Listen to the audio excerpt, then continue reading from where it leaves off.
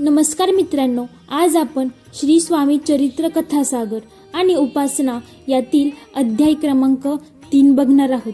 तर मित्रांनो ऐका. मंगळवेढे या गावी स्वामी महाराज निर्विकारपणे राहत असत. तेथे काही चमत्कारही त्यांनी केले. नंतर एक दिवस मंगळवेढ हे गाव सोडून ते मोहोळगावी आले. तेथे मात्र ते फार दिवस राहिले नाहीत. तेथे त्यांचे परमभक्त आप्पासाहेब टोळ त्यांच्या घरी मुक्काम असे. आप्पा टोळ हे फार सात्विक होते. श्री स्वामी समर्थांची त्यांनी फार मनोभावे सेवा केली. आप्पा टोळ हे सरकारी नोकरीत होते. एकदा काही कामानिमित्त टोळ हे अक्कलकोट येथे जाणार होते. श्री स्वामी महाराजही त्यांच्या बरोबर निघाले. अर्धे अंतर चालून गेल्यावर आपली महत्वाची गोष्ट घरी विसरल्याचे टोळ यांच्या लक्षात आले. त्यांच्याबरोबर श्री महाराज व टोळांचे 2 सेवक देखील होते.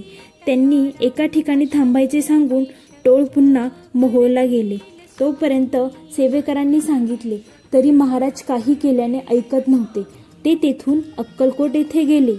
टोळ परत येऊन पाहतात तो महाराज नाहीत. ते सेवकांना खूप बोलले, पण काय उपयोग. श्री महाराज तेथून निघून गेले होते. ते थेट अक्कलकोट येथे जाऊन तेथील वेशीवर येऊन बसले. तेथून जवळच राहणारा एक मुस्लिम गृहस्थ त्यांची चेष्टा करायला लागला. तो म्हणाला, तू जर खरंच सत्पुरुष असेल तर या चिलिमीमधून धूर काढशील. असे म्हणून त्यांनी श्री स्वामींना एक मोकळी चिलीम दिली.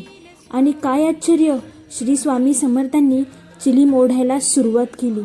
हळूहळू मोकळ्या चिलिमीमधून धूर निघायला लागला. तो चमत्कार पाहताच त्या मुस्लिम गृहस्थाला समजले की हा खरोखरच कोणीतरी मोठा साधू पुरुष अवलिया असला पाहिजे. आणि त्याने तो प्रसंग पाहणाऱ्या इतरांनी स्वामी महाराजांचे पाय धरले. थोड्या वेळाने उठून श्री स्वामी महाराज गावात आले. ते थेट चोळप्पा नावाच्या कानडी ब्राह्मणाच्या घरी जाऊन बसले. त्यांच्या चेहऱ्यावरील तेज पाहून चोळप्पाला वाटले हे कोणीतरी साधू पुरुष असले पाहिजेत व त्याने श्री स्वामी समर्थांची सेवा करण्यास सुरुवात केली. श्री महाराज शेवटपर्यंत त्यांच्या घरी राहत होते. केवळ पूर्वजन्माची पुण्याई म्हणूनच स्वामी महाराज चोळप्पाच्या घरी आले. श्री स्वामी महाराज घरी आल्यापासून जशी लक्ष्मी स्वतःहून आपल्या घरी यावी तशी त्यांची आर्थिक परिस्थिती हळूहळू सुधारू लागली. खरोखरच धन्य तो चोळप्पा आणि त्याचे घर. बरेच दिवस महाराज चोळप्पाच्या घरी राहिले. सामान्याने कितीही तपचरण केले, व्रत कैवल्य केले तरी देवाची कृपा होत नाही. पण चोळप्पाला ते सहज साध्य झाले होते. कित्येक लोक देवाच्या प्राप्तीसाठी योग साधना करतात. नुसती वायू प्राशन करून साधना करतात. कित्येक जण निराहार करतात. कोणी मौन धरतात तर कोणी संसार सोडून संन्यासी देखील होतात. पण सर्वांना देव भेटतोच असे नाही. चोळप्पाने यातील काही देखील केले नव्हते.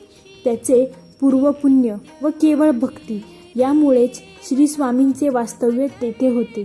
त्यावेळी अक्कलकोट संस्थानचे राजे मोलोजी राजे भोसले होते. ते राज्यकारभार दक्ष व महाज्ञानी होते. त्यावेळेस अक्कलकोटची प्रसिद्धी फारशी नव्हती. परंतु स्वामी महाराजांचे तेथे आगमन झाल्यापासून त्या नगराचे नाव नुसतेच भारतात नाही तर परदेशात देखील बऱ्याच लोकांना माहीत झाले. अक्कलकोट नगरात चोळप्पाच्या घरी कोणीतरी योगी आलेला असून ते लोकांना निरनिराळे चमत्कार करून दाखवतात अशी बातमी सर्वत्र पसरली होती.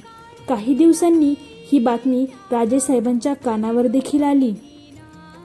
तेव्हा त्यांना खूप आश्चर्य वाटले की एवढे दिवस योगी महाराजांना येऊन झाले तरी आपल्याला कसे समजले नाही. आत्ता तरी आपण त्यांच्या दर्शनाला गेलेच पाहिजे. योगी महाराज अंतर्ज्ञानी आहेत असे म्हणतात. मग आम्हाला त्यांची भेटायची इच्छा नाही झाली का. हे त्यांना समजले असेलच तर आत्ता येऊन त्यांनी दर्शन द्यावे. राजेसाहेब असे म्हणताच तोच ते महाराजांसमोर उभे. सर्व राजसभा व राजसाहेब चकित झाले. सिंहासनाखाली उतरून राजेसाहेबांनी स्वामी महाराजांच्या पायावर डोके देखील ठेवले व सद्गतीत होऊन स्वामी चरणाला मिठी मारली व महाराजांचे चरण अश्रूंनी धुतले. नंतर महाराजांच्या हाताला धरून नेऊन आपल्या सिंहासनावर बसवले व त्यांची पूजा देखील केली. सर्वांना या गोष्टीचा आनंद झाला होता. सर्वांनी श्री स्वामी महाराजांच्या पायावर डोके ठेवून दर्शन घेतले. तेव्हापासून राजेसाहेबांची भक्ती ही स्वामी चरणी दृढ झाली. स्वतः महाराज निर्गुण व निराकार असताना केवळ भक्तांसाठी सगुण रूपाने प्रकट झाले व भक्तांच्या मनोकामना पूर्ण केल्या. तर मित्रांनो, अशा प्रकारे हा 3रा ग्रंथ इथेच समाप्त झाला. तर मित्रांनो, तुम्हाला हा अध्याय आवडला असेल आणि पुढचा अध्याय ऐकायचा असेल तर चॅनेलला नक्की सबस्क्राईब करा आणि लाईक, शेअर, कमेंट करायला अजिबात विसरू नका. तर मित्रांनो, बोला श्री स्वामी समर्थ. धन्यवाद.